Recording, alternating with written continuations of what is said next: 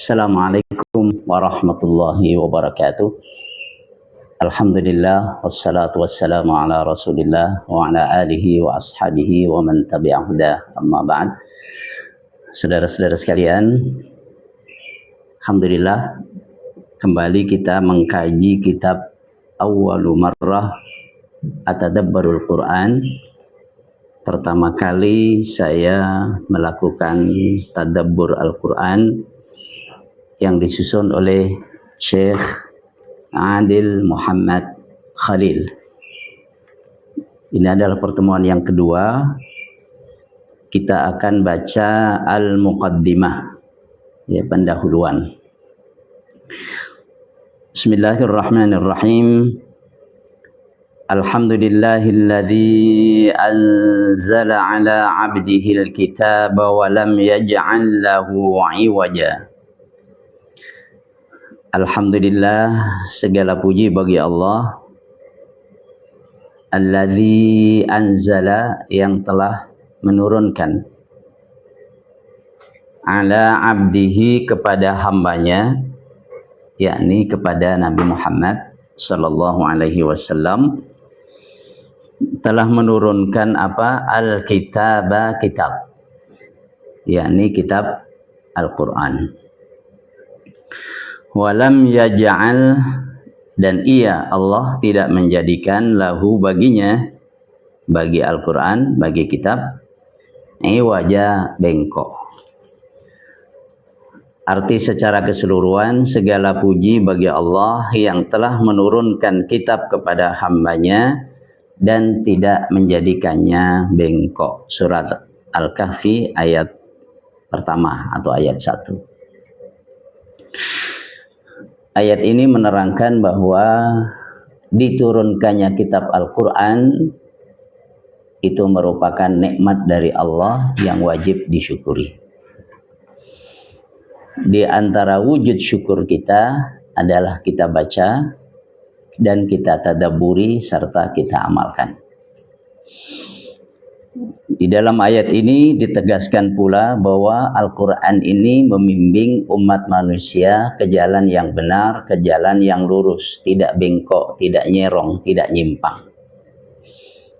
Karena itulah keutamaan Al-Quran, maka siapa yang ingin terbimbing hidupnya, hendaklah ia menjadikan Al-Quran sebagai pemandunya.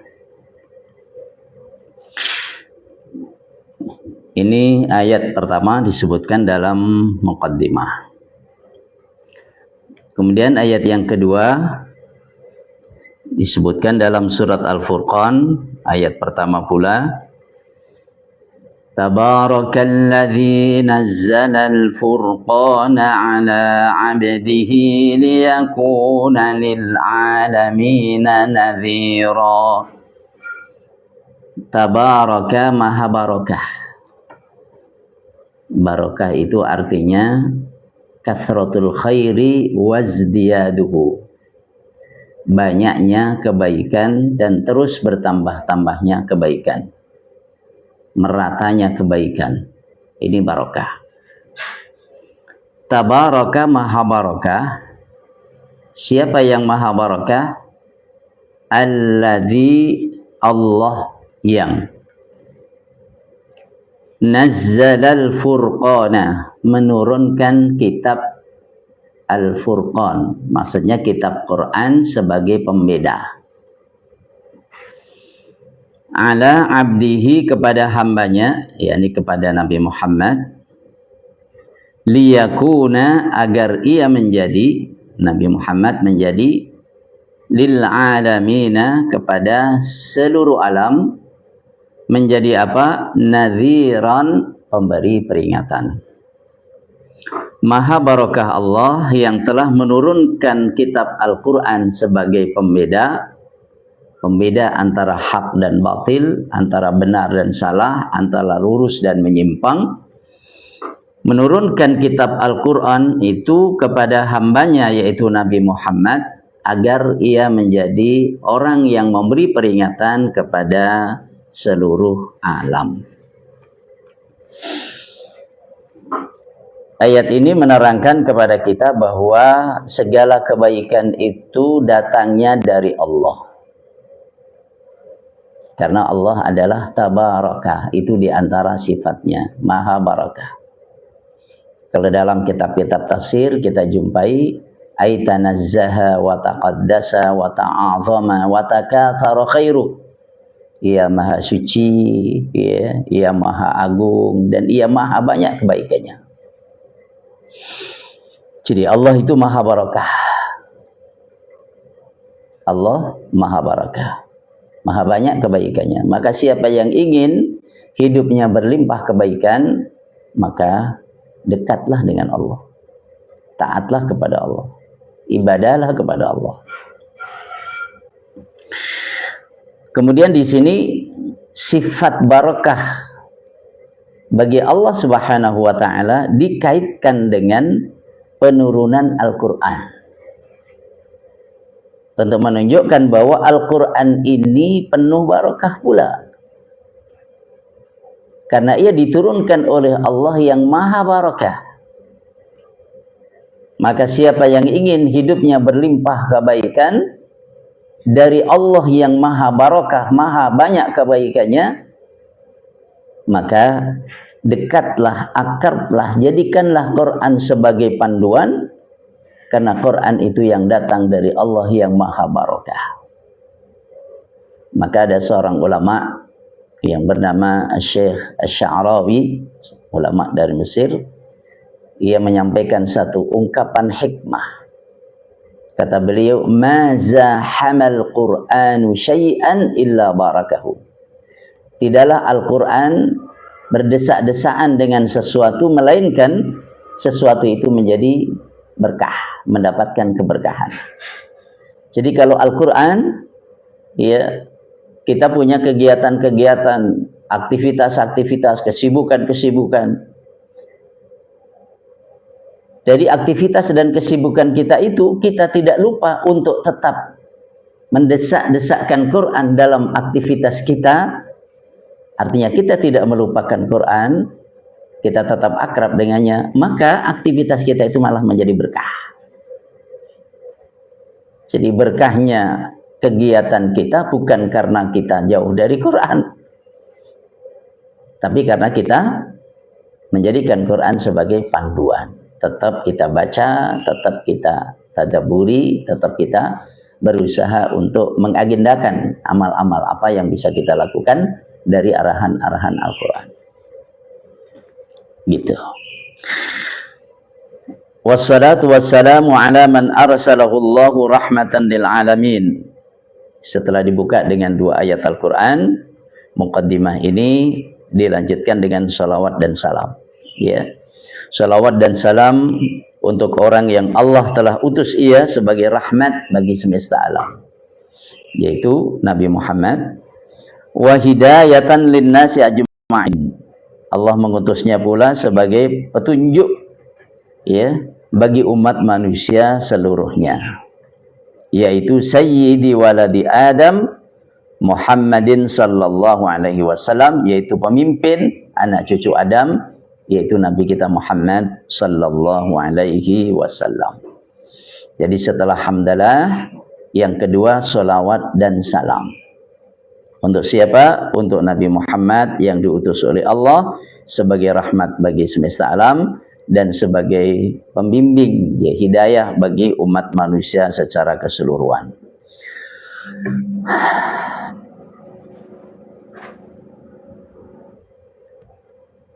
Makanya Nabi SAW dalam satu sabdanya mengatakan, innama ana rahmatum muhdah. Tidak lain, saya ini adalah rahmat Allah yang dicurahkan. Seperti dalam ayat yang lain, wa ma arsalnaka illa rahmatan lil alamin. Tidaklah kami utus engkau Muhammad kecuali bagi rahmat bagi semesta alam. Karena kehadiran Rasul diutus oleh Allah sebagai rahmat, maka baca pula sejarahnya, ya. Fa innal wa ba'du.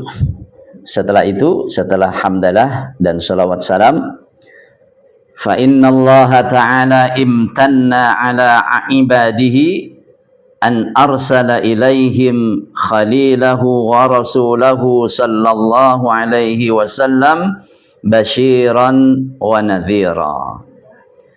Sesungguhnya Allah telah memberikan karunia kepada hamba-hambanya karena telah mengutus seorang kekasihnya dan seorang rasulnya sebagai pemberi kabar gembira dan pemberi peringatan. Basyiran, memberi kabar gembira, wa nadhiran, dan memberi peringatan. Memberi kabar gembira kepada siapa saja yang beriman dan beramal saleh, dan memberi peringatan kepada siapa saja yang menolak keimanan, yang kafir dan durhaka kepada Allah Subhanahu wa taala.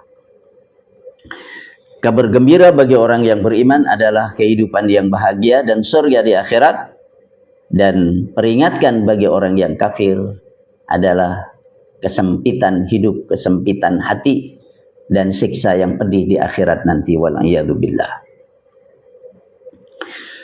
Wa anzala alaihi ajalla wa afdala kutubihi, dan Allah turunkan kepadanya, yakni kepada nabinya, kepada rasulnya, kitab yang paling mulia dan paling afdal, yaitu Al-Quran.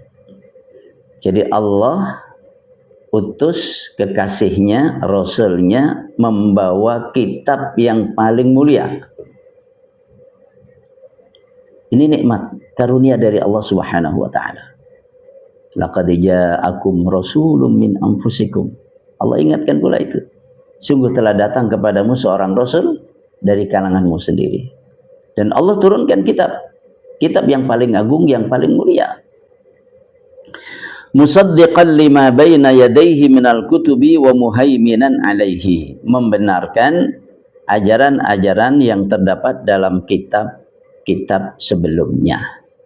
Jadi antara ajaran Nabi, ajaran Rasul-Rasul sebelum Nabi Muhammad dengan ajaran Nabi Muhammad dalam pokok-pokok agamanya sama, mengajak tauhid, mengajak iman kepada Allah, mengajak ibadah kepada Allah, membuang segala bentuk penyembahan, sikap syirik, ya, durhaka juga kepada Allah Subhanahu wa taala. Ini ajaran semua rasul. Ani'budullaha wajtanibut taghut.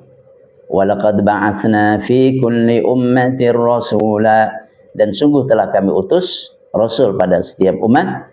Tugasnya apa? Ani'budullaha, menyeru umat manusia beribadahlah kalian kepada Allah, wajtanibut taghut, dan jauhilah sesembahan selain Allah. Itu ajaran semua rasul. Maka Quran ini membenarkan ajaran rasul-rasul sebelumnya. Jadi Risalatul Islam itu proyek bersama.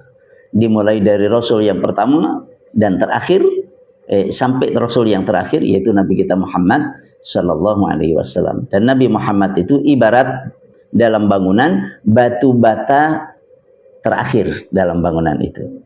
Jadi bangunan sudah bagus, orang mengelilinginya, alangkah indahnya bangunan ini sekiranya batu bata ini diletakkan. Fa'anal labina, akulah batu bata terakhir itu. Maka setelah Nabi Muhammad tidak ada lagi rasul yang diutus oleh Allah Subhanahu wa taala.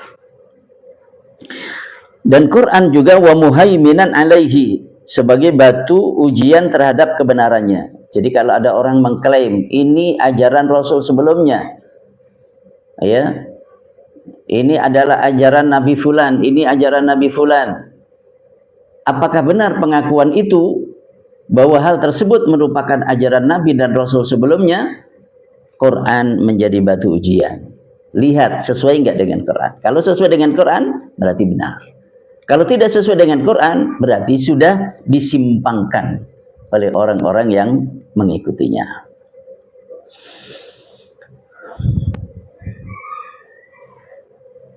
Kemudian wa ja'ala hadzal kitaba nuran linnas. Allah menjadikan kitab Al-Qur'an ini sebagai cahaya bagi manusia. Ini di antara sifat Al-Qur'an, nur, cahaya. Wa barakatan, dan barakah. Wa huda, dan petunjuk. Wa rahmatan, dan rahmat, kasih sayang. Wa dalilan, dan sebagai panduan atau penunjuk, pemandu, ya'khudhu bi aidihim ila tariqil haqqi, yang membimbing, ya, menuntun tangan mereka ke jalan yang benar. Wa hakaman yafsilu bainahum fi makhtalafu fi, dan Quran ini juga sebagai yang memberi putusan terhadap perselisihan yang terjadi di antara umat manusia, merujuknya kepada Al-Quran. Wa minhajan, dan sebagai minhaj, ya, jalan hidup. Manil tazamahu nalas sa'adah fid dunya wal akhirah, siapa komitmen, ya, berpegang teguh kepada panduan hidup ini yaitu Al-Quran, maka ia mendapatkan kebahagiaan dunia akhirat. Wa man a'rada anhu dhaqat alaihi nafsuh, siapa yang berpaling darinya maka jiwanya menjadi sempit. Ya, berpaling dari Quran, jiwa menjadi sempit. Maka lapangkan jiwa kita, hati kita dengan Al-Quranul Karim. Ya. Wa man a'rada an dzikri fa inna lahu ma'isyatan dhanka wa nahsyuruhu yaumal qiyamati a'ma. Siapa yang berpaling dari peringatanku yaitu Al-Quran, ya, karena salah satu nama Quran adalah zikir. Wa man a'rada an dzikri, siapa berpaling dari zikirku yaitu dari Al-Quran yang aku turunkan sebagai peringatan, fa inna lahu ma'isyatan dhanka, maka kehidupannya akan sempit.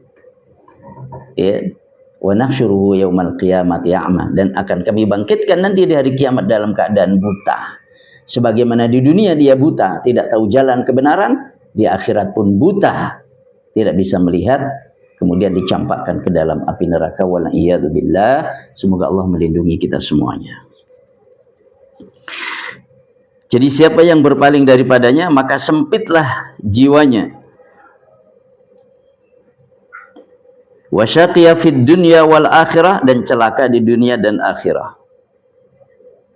Ini kalimat-kalimat yang menerangkan tentang sifat-sifat Al-Quran, kemuliaan Al-Quran, kedudukan Al-Quran, yang dengan disebutkan sifat-sifat ini maka alangkah pentingnya kita mentadabburi Al-Quran. Fama akrama hadhil ummati 'ala Allah subhanahu wa ta'ala. Ini kata kunci sebagai penutup alinea ini. Alangkah mulianya umat ini bagi Allah subhanahu wa ta'ala. Jadi umat ini sangat mulia dalam pandangan Allah, karena Allah telah utus Nabi yang paling mulia dengan kitab yang paling afdol, yang paling utama pula. Waqad kana as-sahabatu ridwanullahi alaihim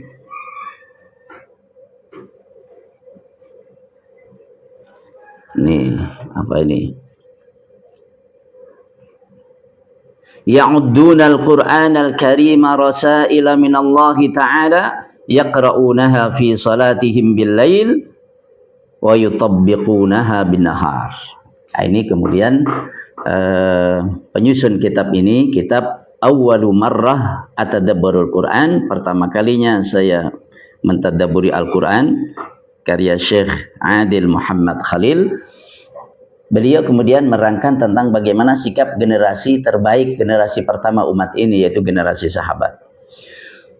Bahwa para sahabat, semoga Allah meridai mereka, mereka menganggap Al-Quran ini, menjadikan Al-Quran ini sebagai surat-surat dari Allah yang mereka baca di dalam sholat mereka di waktu malam, dan mereka menerapkannya di siang hari.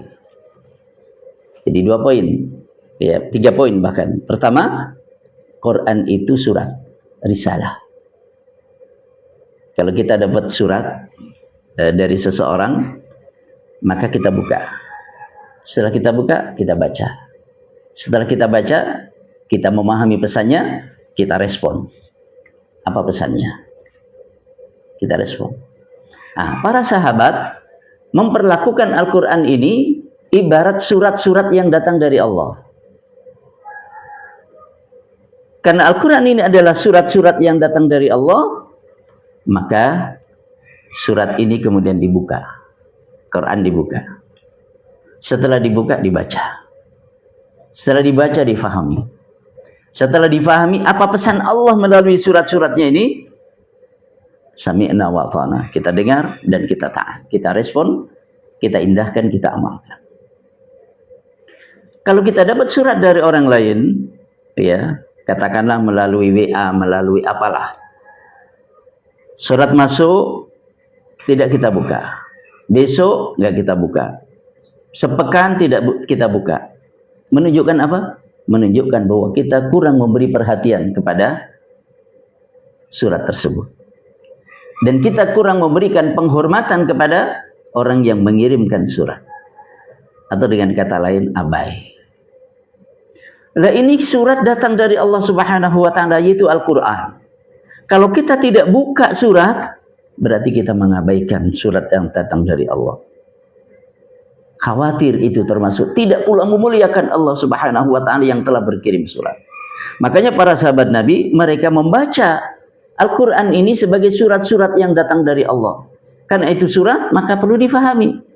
Mereka baca di waktu malam dan mereka amalkan di siang hari. Radhiyallahu anhu, semoga Allah meridai mereka. Dan kita perlu mencontoh generasi terbaik itu. Wa kanu la yata'addawna 10 ayatin hatta yata'allamuha wa yafhamu ma fiha thumma ya'malu biha.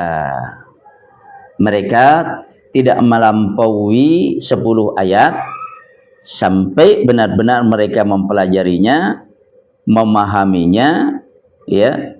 Thumma ya'malu biha, kemudian mengamalkannya. Jadi ini para sahabat dalam berinteraksi dengan Al-Quran bertahap, tadrijian, secara tadarruj. Jadi mereka membaca 10 ayat, mereka pelajari, mereka fahami, ya, kemudian mereka amalkan.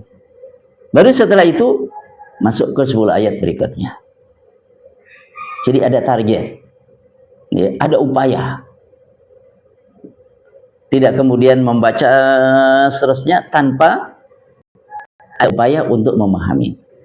Maka kita pun perlu ada hari itu ayat-ayat yang kita baca, kita fahami, ada target khatam, sebulan sekali khatam. Ada target tadabbur, ya, bagaimana setiap hari ada ayat yang kita tadabburi. Dan ada target pula kita mengulang hafalan dan menambah hafalan. Sedikit atau banyak, masing-masing mengukur kondisinya, mengukur kesanggupannya, dan mengukur tingkat semangatnya masing-masing. Oleh karena mereka tidak melampaui 10 ayat sebelum benar-benar mempelajarinya, sebelum benar-benar memahaminya, dan sebelum benar-benar mengamalkannya, karenanya fa'utul ilma wal amala ma'an, maka mereka mendapatkan ilmu dan amal sekaligus. Bukan hanya ilmu tanpa amal, bukan pula amal tanpa ilmu, melainkan mereka diberi ilmu dan diberi amal sekaligus. Fasaru bidzalika afdalal umami, maka mereka menjadi dengan cara yang seperti itu menjadi apa? Afdalal umami, umat yang paling utama. Subhanallah, umat yang paling utama dibimbing oleh Nabi kita Muhammad sallallahu alaihi wasallam. Kesaksian dari Al-Qur'anul Karim adalah kuntum khaira ummah, ya, adalah kalian itu sebaik-baik umat. Ayat ini untuk umat Nabi Muhammad, dan yang masuk di dalamnya paling pertama tentunya para sahabat Rasul sallallahu alaihi wasallam. Kesaksian dari Allah, kuntum khaira ummah, adalah kamu sekalian itu umat yang paling utama, umat yang paling baik. Saudara-saudara sekalian, subhanallah. Jadi perlahan-lahan kita baca ini muqaddimah, jadi dari kitab Awwalu Marrah Atadabbarul Quran. Nanti bisa kita share tentang PDF, ya, atau foto dari halaman demi halaman yang kita baca Dan bagi yang ingin mendapatkan kitab terjemahnya, sudah saya bagikan di keranjang bawah, silahkan siapa yang mau mengambil pulang. Ya, semoga berkah, semoga manfaat. Barakallahu fikum. Sampai jumpa pada pertemuan live berikutnya. Assalamualaikum warahmatullahi wabarakatuh.